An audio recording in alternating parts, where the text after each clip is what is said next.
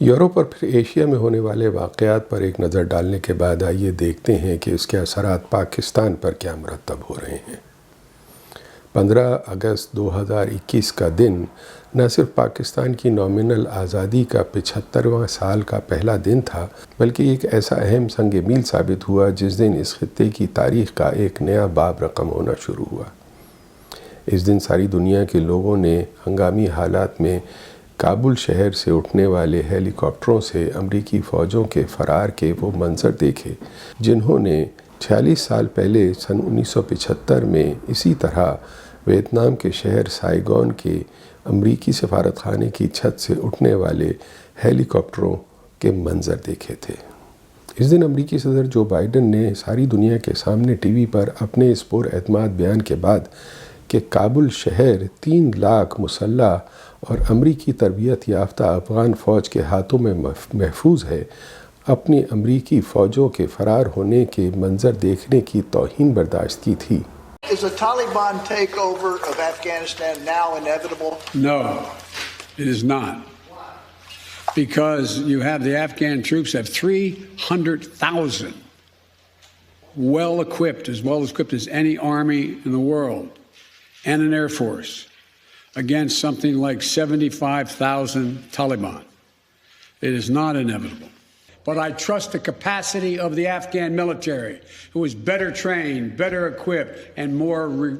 more competent in terms of conducting war. لیکن صرف یہی نہیں، اس دن افغانستان میں امریکہ نے اپنی اور ہندوستان کی طرف سے اربوں ڈالر سے تعمیر کی ہوئی انٹیلیجنس گیدرنگ کی جدید ایکوپمنٹ سے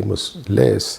تنصیبات بھی کھو دی تھیں جو انہوں نے 20 سال کی مدت میں بڑی محنت سے تعمیر کی تھیں، جن میں کابل سے 70 کلومیٹر دور بگرام کے مقام پر سب سے بڑا فوجی اڈا اور اس کے قریب جبل السراج کے مقام پر سب سے بڑا انٹیلیجنس آپریشنز کا سینٹر واقع تھا، جسے امریکی اور ہندوستانی انٹیلیجنس ماہرین چلا رہے تھے۔ اب افغانستان میں اپنے فوجی اڈے اور انٹیلیجنس آپریشنز کے سینٹر کھو دینے کے بعد اس خطے میں کسی بڑی عالمی جنگ کی صورت میں اپنے جنگی آپریشنز کے لیے پاکستان کی زمین پر انٹیلیجنس آپریشنز اور لاجسٹکس کی فراہمی اور ان کی سہولتوں کی بلا روک ٹوک ضرورت بہت اہمیت اختیار کر گئی تھی۔ اس وجہ سے پاکستان میں ایک ایسی سیاسی حکومت کی فوری طور پر ضرورت محسوس ہو گئی جو امریکہ کے فوجی اور اہم ضرورتوں پر ایبسولوٹلی نوٹ کہہ کر رکاوٹیں ڈالنے کے اریٹیٹنگ ارادے نہ رکھتی ہو۔ اب پاکستان کی حکومت میں ایک ایسی سیاسی قیادت کا اقتدار میں آنا ضروری ہو گیا تھا جو ان کے ہر حکم پر بلا چون و چرا عمل کرنے اور خاص طور پر ہندوستان کے ساتھ جو اس علاقے میں ان کا پرنسپل سیکیورٹی کانٹریکٹر بن گیا ہے، ہر تعاون کرنے پر آمادہ اور راضی ہو۔ اور اس کے لیے پاکستان کی سیاسی اور فوجی قیادت میں کچھ ناپسندیدہ افراد کو راستے سے ہٹانا ضروری ہو گیا تھا۔ اور اس طرح اگست 2021 میں نہ صرف افغانستان کی تاریخ کا بلکہ پاکستان کی تاریخ کا بھی ایک نیا باب لکھے جانے کی تیاریوں کا آغاز ہوا۔ یہ اور بات ہے کہ اس باب کا عنوان پاکستان کی غلامی سے بدل کر پاکستان کی حقیقی آزادی کی لڑائی کا آغاز بن گیا ہے۔ اس وقت پاکستان کی حکومت نے اس خطے میں ڈرامائی طور پر تبدیل ہو جانے والے حالات میں امریکہ کی حکومت کے ساتھ پورا تعاون کرنے کے لیے ضروری لچک دکھانے کے لیے نہ صرف انکار کر دیا تھا، بلکہ اب اس نے سلطنت کے دوسرے دشمنوں چین، روس، ایران اور ترکی کے ساتھ مل کر افغانستان کو دوبارہ تعمیر کرنے میں سرگرم ہو کر فرعون کی خدائی پر لگے تازہ زخموں پر نمک چھڑکنا شروع کر دیا تھا۔ اس حکومت کو رجیم چینج کے پرانے آزمودہ نسخے کے ذریعے تبدیل کرنے کا منصوبہ ستمبر 2021 میں تیار کیا جا چکا تھا۔ اس پروگرام کو رول آؤٹ کرنے کے لیے سب سے پہلے واشنگٹن، نیو یارک، لندن، نئی دہلی اور بمبئی کے طاقتور میڈیا ہاؤسز کی رہنمائی میں جو عالمی میڈیا کو مکمل طور پر ڈومینیٹ کرتے ہیں، پاکستان کے میڈیا، ٹی وی، پریس، اخبار، رسالوں، یوٹیوب، فیس بک، ٹویٹر اور واٹس ایپ پر اس وقت کی حکومت کے خلاف پبلک اوپینین کو ہموار کرنے کے لیے ایک منظم میڈیا کیمپین چلائی گئی۔ جس میں ہمارے ملکی NGOs اور لبرل جمہوریت کا گیت گانے والے صحافیوں اور کچھ روشن خیال دانشوروں نے ایک زبان ہو کر مغربی اور ہندوستانی پریس سے آئے ہوئے آسمانی صحیفے کے کورس گائے اور ان کی دی ہوئی نعمتوں پر سربسجود ہوئے۔ آپس میں جوتم پیزار اپوزیشن کے سیاسی رہنماؤں سے ملاقاتیں کر کے اور سب کو حصہ بقدر جثہ فائدے ملنے کے وعدے دے کر ایک متحدہ پلیٹ فارم PDM میں جمع کیا گیا۔ اقتدار میں دوبارہ واپس آنے کے لیے اور اپنے اوپر کرپشن اور نااہلی کے مقدمات ختم کرنے کے لیے ہر وقت اور ہر طرح کے تعاون کے لیے تیار نواز شریف کو، جو لندن میں برطانوی اور ہندوستانی انٹیلیجنس کے مستقل رابطے میں تھے، PDM میں ایک مرکزی حیثیت دلوائی گئی تاکہ مستقبل میں بننے والی حکومت کو اپنے کنٹرول میں رکھنے کو یقینی بنایا جا سکے، اور مقامی سطح پر مریم اور شہباز شریف اور آصف اور بلاول زرداری نے مولانا فضل الرحمان کے ساتھ مل کر مورچے سنبھالے۔ اس ملک کے کچھ سپہ سالاروں، کوتوالہ نے شہر اور قاضیوں کو اس دنیا میں بنائی گئی بہشت شداد کی بشارت دے کر اور کچھ کو ان کے عہدوں سے معزولی اور عطاب کے خوف میں مبتلا کر کے ضرورت پڑنے پر فوری ایکشن کے لیے لائن اپ کیا گیا۔ جو راضی برضا ہوئے وہی منظور نظر ٹھہرے۔ یہ عموماً وہی لوگ تھے جو اپنے کار منصبی سے بھٹک کر اس ملک میں پراپرٹی ڈیولپمنٹ کے فیری لینڈ میں ذوق نظارہ جمال میں منہمک تھے۔ کچھ اہم فوجی اداروں جیسے ISI اور ISPR کی قیادت میں ضروری اور اہم تبدیلیاں کی گئیں، اور اس گراؤنڈ ورک کے مکمل ہو جانے کے بعد اس سال مارچ میں ہمارے ملک کے سفیر کو بلا کر حکومت کو تبدیل کر دینے کا حکم دیا گیا اور حکم عدولی کی صورت میں سنگین نتائج بھگتنے کی دھمکی کا پیغام بھیجا گیا۔ قومی اسمبلی کے اراکین کی منہ بولی قیمتیں ادا کی گئیں، اور جب سیاح بنے کوتوال تو ڈر کاہے کا راتوں رات سیاسی وفاداریاں تبدیل ہو گئیں۔ کل کے دوست دشمن بن گئے اور دشمن دوست بن گئے۔ ان اسمبلی اراکین کو بھیڑ بکریوں کی طرح ایک ساتھ باندھے رکھنے کے لیے اسلام آباد میں سندھ ہاؤس اور لاہور میں ایک نجی ہوٹل میں عملاً قید رکھا گیا، اور اس طرح ملکی اسمبلی میں عدم اعتماد کی تحریک کو کامیاب بنا کر رجیم چینج کا منصوبہ مکمل کیا گیا، جس کی براہ راست نگرانی اس ملک کے سپہ سالاروں اور قاضی القضات نے رات کے 12 بجے عدالت عالیہ کا دفتر کھول کر کی۔ بہرحال ان سب باتوں کے بیان سے عمران خان یا ان کی حکومت کو تمام خطاؤں سے پاک، نیک اور فرشتہ سیرت اور دودھ سے دھلا ثابت کرنا مقصود نہیں ہے۔ عمران خان اور ان کی حکومت کی اپنی کوتاہیاں اور کمزوریاں کم نہیں ہیں، اور ان کے خیالات سے کچھ لوگوں کو شدید اختلاف ہو سکتا ہے، لیکن مسئلہ اب یہ نہیں رہا۔ مسئلہ اب گھر کی لڑائی میں دوسرے لوگوں کے آ جانے کا ہے۔ اب اس ملک میں ایک انوکھی بات ہو گئی ہے۔ عمران خان کی تمام کمزوریوں کے باوجود ہماری آنکھوں کے سامنے جو اس ملک میں ایک تسلسل کے ساتھ ہوا ہے، اور جس کے تانے بانے ہمارے پڑوس اور دوسرے ملکوں کے دربار عالیہ میں جاتے ہوئے صاف نظر آ رہے ہیں، ان کو لوگوں کی ایک بڑی اکثریت نے تسلیم کرنے سے انکار کر دیا ہے، اور وہ پورے ملک کی سڑکوں پر نکل آئے ہیں۔ ہم کیسے غیروں کو اپنی آزادی اور خود مختاری کو پامال کرتے ہوئے اس طرح دیکھیں، اپنی اور اپنے ملک کی خودداری کو اس طرح سرے بازار نیلام ہوتا دیکھ کر ہم کس طرح اس دنیا کے فرعونوں کے آگے سجدہ کر لیں، کس طرح ان بد کردار حکمرانوں کے ہاتھوں پر بیعت کر لیں جن کے پچھلے 30 سالوں کا نامہ اعمال ہماری آنکھوں کے سامنے موجود ہے۔ بہرحال ہم اپنی آج کی یا سابقہ حکومت کے بارے میں، یا عمران خان یا نواز شریف اور مریم نواز شریف یا آصف زرداری یا بلاول زرداری کے بارے میں کیا رائے رکھتے ہیں، یہ ہماری انفرادی رائے ہے، اور اس میں اختلاف بھی ہو سکتا ہے۔ اس میں ہم وزیر اعظم شہباز شریف کا تو کیا ہی ذکر کریں، جو خود چھینکنے سے بھی پہلے لندن جا کر پردہ پوشی میں نہیں بلکہ کھلے عام علی اعلان اجازت لیتے ہیں اور اس ملک کے وزیر اعظم کے عہدے کی جگ ہسائی کراتے ہیں۔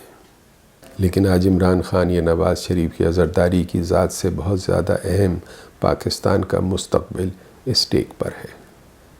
ان لوگوں کی ذات سے زیادہ اہم اور بنیادی سوال یہ ہے کہ آخر پاکستان کی اتنی اہمیت کیا ہے کہ وہ پچھلے کافی عرصے سے اور خاص طور پر پچھلے 30 سالوں سے مستقل اندرونی کشمکش اور عدم استحکام کا شکار ہے۔ اگر ہم اس پر غور کریں تو اس کی ہمیں 2 وجوہات اور ان کے ساتھ 2 ضمنی وجوہات نظر آتی ہیں۔ ایک پاکستان کا جغرافیائی محل وقوع اور اس کی جغرافیکل لوکیشن ہے، اور دوسری اس کی ایک بڑی منظم اور تربیت یافتہ فوج ہے جو اپنی فائر پاور کے اعتبار سے دنیا کی 10 بڑی افواج میں 9ویں نمبر پر آتی ہے۔ یہ 2 وجوہات ہی ہم پر ایک خاص نظر کرم ہونے کے لیے کافی ہیں، لیکن ان کے ساتھ 2 اور اضافی وجوہات ہیں، جن میں ایک اس ملک کی تقریباً 23 کروڑ کی آبادی ہے جو دنیا میں اب 5ویں نمبر پر ہے، اور دوسری یہ کہ اب اس ملک کی فوج کے پاس ایٹمی اسلحہ بھی موجود ہے۔ یہ 4 وجوہات مل کر پاکستان کو اس دنیا کی بڑی طاقتوں کے لیے ایک بہت ایکسپلوسیو اور کمپلیکس صورتحال میں لا کھڑا کرتی ہیں۔ انہی وجوہات کی بنا پر امریکہ کے پالیسی ساز ادارے پاکستان کے لیے نو ایگزٹ فرام پاکستان کی پالیسی کو ناگزیر سمجھتے ہیں، یعنی ان کے خیال میں امریکہ چاہے یا نہ چاہے اس کے لیے پاکستان سے لا تعلق رہنا ممکن نہیں ہے، اور اسے ہر حال میں پاکستان کو اپنے مفاد کے لیے مینیج کرنا ضروری ہے۔ آئیے ان وجوہات میں سب سے پہلے پاکستان کی جغرافی پر نظر ڈالتے ہیں۔ اگر آپ اس دنیا کے مرکز یوریشیا کے نقشے کو بغور دیکھیں تو پاکستان اس کے بالکل بیچ میں واقع ہے۔ اس کے مغرب میں middle east, Persian gulf, Afghanistan اور ایران ہیں، شمال میں روس، سینٹرل ایشیا اور چین ہیں، اور مشرق میں ہندوستان اور اس کے بعد پورا فار ایسٹ ہے۔ اور ان تمام علاقوں تک پہنچنے کے لیے زمینی اور فضائی راستے پاکستان سے ہو کر گزرتے ہیں۔ یہ ایک ایسی منفرد اور یونیک لوکیشن ہے جو پاکستان کو بہت سارے لاجسٹکس ایڈوانٹیجز فراہم کرتی ہے، لیکن ان کے ساتھ ہی ساتھ اس دنیا کی بڑی طاقتوں کے اس خطے میں کشمکش کے کراس فائر کا لامحالہ نشانہ بھی بنا دیتی ہے۔ ہمیں سمجھ لینا چاہیے کہ ہماری اس جغرافیکل لوکیشن سے کوئی اسکیپ ممکن نہیں ہے، اگرچہ اس کی پولیٹیکل جغرافی کو تبدیل کر دینے کی وقتاً فوقتاً جو تجویزیں آتی رہتی ہیں ان کے بارے میں ہم آگے چل کر بات کریں گے۔ پاکستان کی اس منفرد لوکیشن اور تشکیل پاکستان کے تاریخی پس منظر اور اب اس کی 23 کروڑ کی آبادی کی وجہ سے یہاں کسی وائلنٹ انسٹیبلٹی اور اس کی پولیٹیکل جغرافی کو طاقت کے ذریعے بدلنے کی کسی کوشش کا بہت خطرناک فال آؤٹ ہو سکتا ہے۔ اس فال آؤٹ کے پورے خطے اور خاص طور پر اس کے پڑوس میں ایران، افغانستان اور ہندوستان میں پولیٹیکل انسٹیبلٹی پر پڑنے والے واضح امکانات کی وجہ سے کچھ بڑی طاقتوں کے لیے اس پورے خطے کی سیاسی صورتحال کو مینیج کرنا اور اس کے سیاسی حل کے بجائے کسی ملٹری سولوشن کو بہت زیادہ کمپلیکس اور پیچیدہ بنا دیتے ہیں۔ پاکستان کی فوج جس کی نفری آج تقریباً 5.5 لاکھ کے قریب ہے، وہ 250 سال پرانی تربیت یافتہ برٹش آرمی کا تسلسل ہے، جو بتدریج اور خاص طور پر 1857 کے بعد تعمیر کی گئی تھی اور 19ویں اور 20ویں صدی میں افغانستان کی جنگوں میں استعمال ہوئی تھی۔ 1914 میں پہلی عالمی جنگ شروع ہونے کے بعد اس کی ملٹری کیپیبلٹی پورے یوریشیا میں آپریٹ کرنے کے لیے بلڈ کی گئی تھی، اور پہلی اور دوسری عالمی جنگ میں اس کا یہ رول مڈل ایسٹ اور فار ایسٹ میں آزمایا گیا تھا۔ آزادی کے بعد بھی پاکستان کی فوج مڈل ایسٹ کے دفاع میں ایک ریڑھ کی ہڈی کی حیثیت رکھتی ہے۔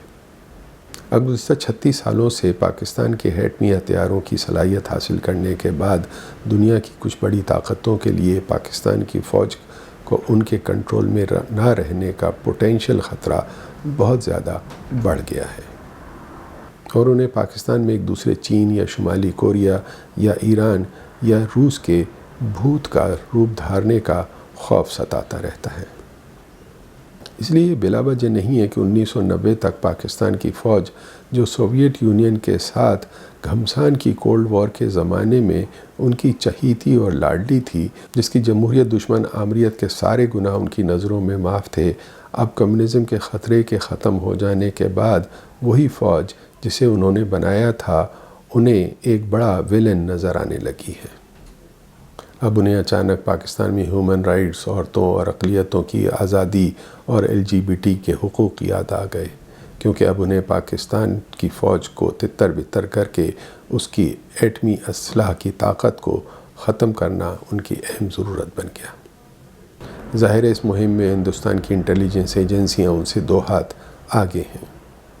پچھلے 30 سالوں میں ملکی اور بین الاقوامی پریس میں مضامین، الیکٹرانک میڈیا پر رپورٹوں اور یونیورسٹی پروفیسروں کی کتابوں، رسالوں اور سوشل میڈیا پر نظریہ پاکستان، محمد علی جناح اور پاکستان کی فوج کو سب سے بڑا ایول دکھانے اور انہیں پاکستان کا سب سے بڑا مسئلہ بتانے کی مہموں کی بھرمار ہوئی ہے۔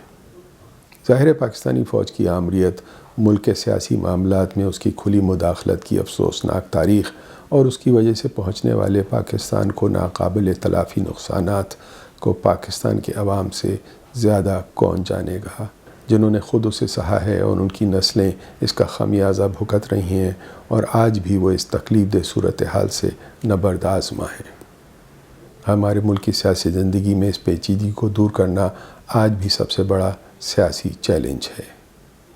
لیکن کیا ایسا کرتے ہوئے ہم اپنے چاروں طرف جو ہو رہا ہے اس سے غافل ہو جائیں؟ سیاست میں فوج کی مداخلت کو ختم کرنے کی لڑائی میں اندھے ہو کر کیا ہم خود اپنے ہی ملک کے دفاعی اداروں کو دوسروں کے مفادات میں ڈیمالش کرنا شروع کر دیں؟ کیا ہم اس اینٹی پاکستان اور اینٹی آرمی مہم اور نعروں کے پیچھے چھپے اس کے بینیفیشریز کے صاف نظر آنے والے مقاصد سے نظریں پھیر لیں؟ کیا ہمیں ملک میں ووٹ کو عزت دو کے لیے بہائے جانے والے مگرمچھ کے آنسوؤں کے پیچھے چھپے ہوئے دانت شکر کے بتاشے نظر آنے لگیں؟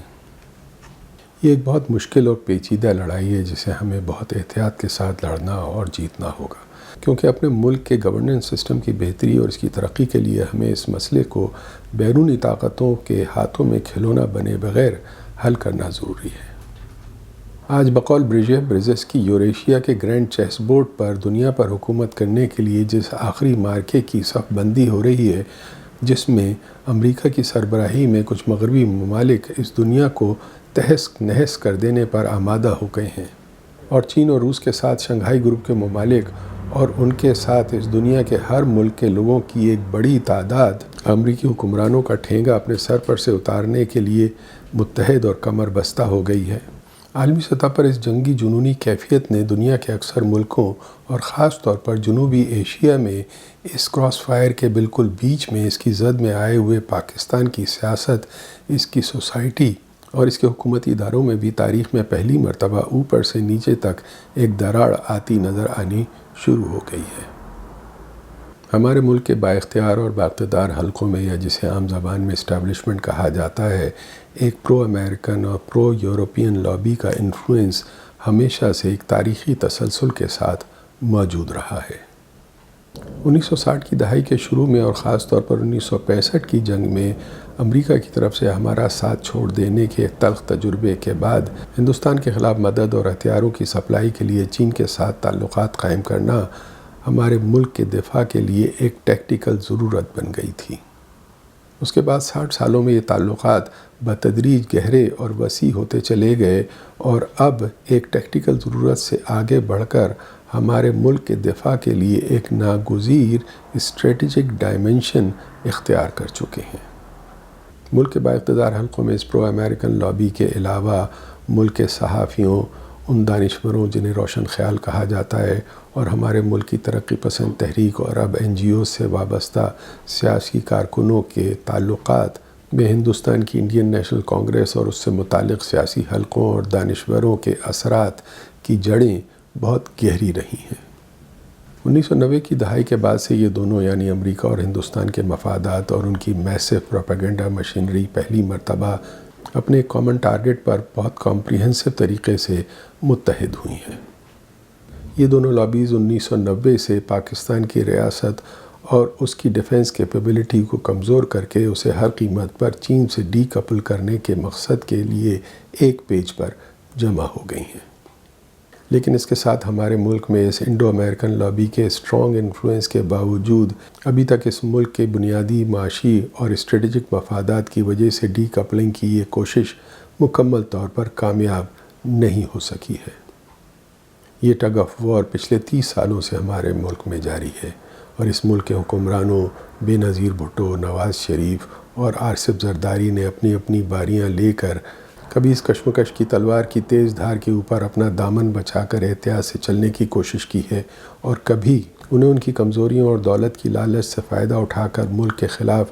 انڈو امریکن مفادات کے لیے استعمال کرنے کی کوشش کی گئی ہے، جیسے ایک بار پھر آج پوری طاقت کے ساتھ پاکستان کی خود مختاری پر حملہ ہو رہا ہے۔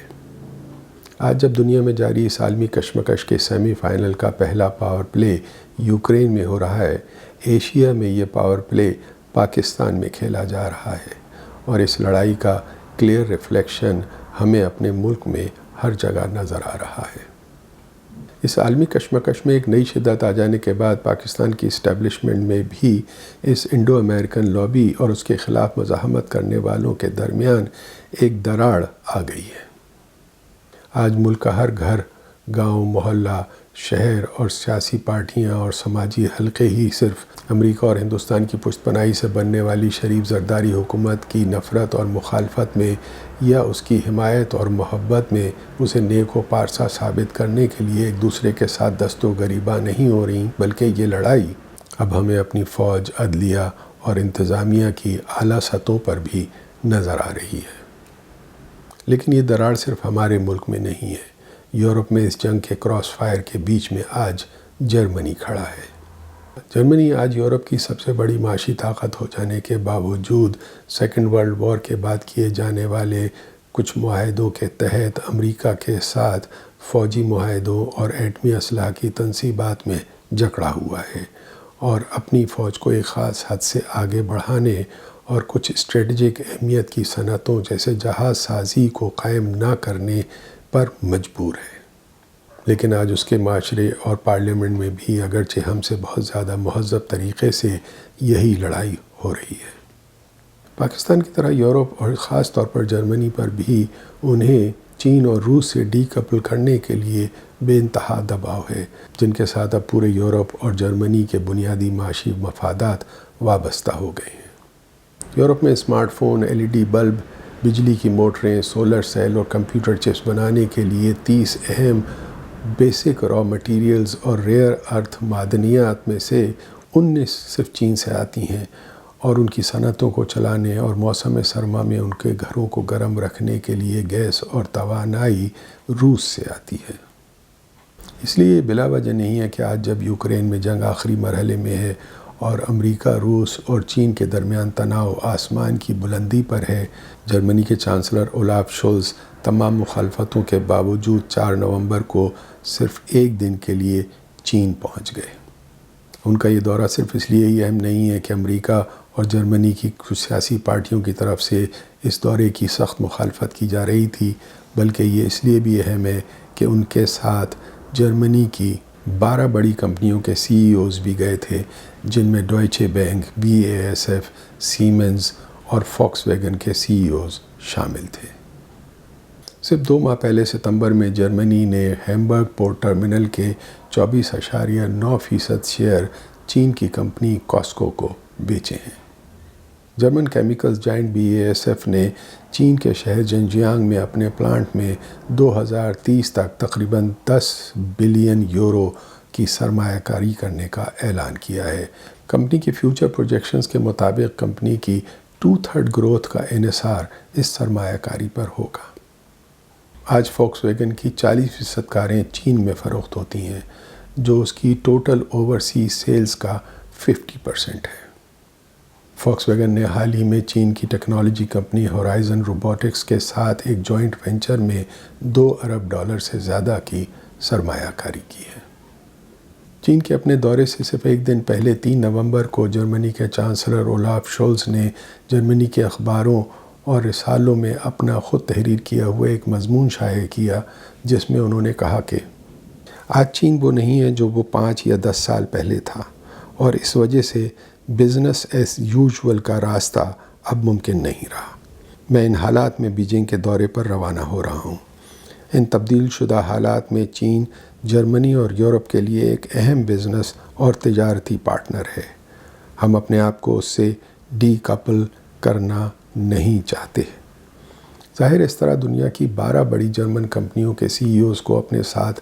چین لے جا کر اولاف شولز، چین کا نام لے کر اس کور میں اس کے ساتھ روس اور اب ان کے ساتھ شامل ہو جانے والے دنیا کے آدھے سے زیادہ ملکوں کو ذہن میں رکھ کر اپنے آپ کو ڈیپ کپل نہ کرنے کی بات کر رہے ہیں۔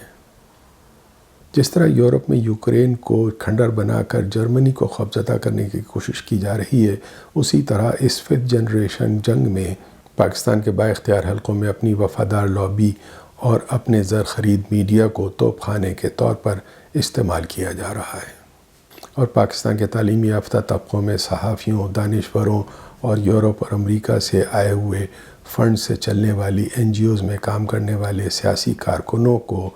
پیادہ فوج، انفینٹری کے طور پر استعمال کیا جا رہا ہے، جو پاکستان کی بنیاد کو ہی کویسچنیبل بنانے والے میسیجز، ویڈیو کلپس، میمز، تبصروں اور کامنٹس کو جو ہندوستان کے پروپیگنڈا سیل سے جنریٹ ہوتے ہیں، انہیں واٹس ایپ، فیس بک، انسٹاگرام اور ٹویٹر پر فارورڈ کر کے اپنے خون گرمانے کی کوشش کرتے رہتے ہیں۔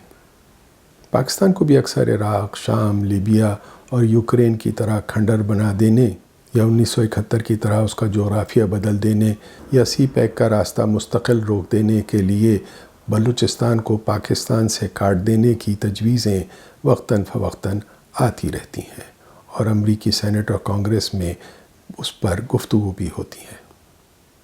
جنوبی ایشیا اور مڈل ایسٹ کے پورے خطے کے جغرافیہ کو بدل کر اس کے نئے نقشے بن کر زیر بحث آتے رہتے ہیں، اور کچھ لوگ بڑے عرصے سے پاکستان کی ریاست کے فیل ہو جانے اور اس کے کولیپس ہو جانے کی نوید مسرت سننے کا انتظار کر رہے ہیں۔ حال ہی میں جب پاکستان میں سیاسی بحران اپنی انتہا پر پہنچا ہوا ہے، ہندوستان کے وزیر دفاع راجناتھ سنگھ نے 27 اکتوبر کو سری نگر میں ہندوستانی فوجوں کے حملے کے 75 سالہ جشن کے موقع پر کھلے عام دھمکی دی ہے کہ وہ دن دور نہیں جب پاکستان کا علاقہ گلگت بلتستان ہندوستانی مقبوضہ کشمیر کا حصہ بن جائے گا،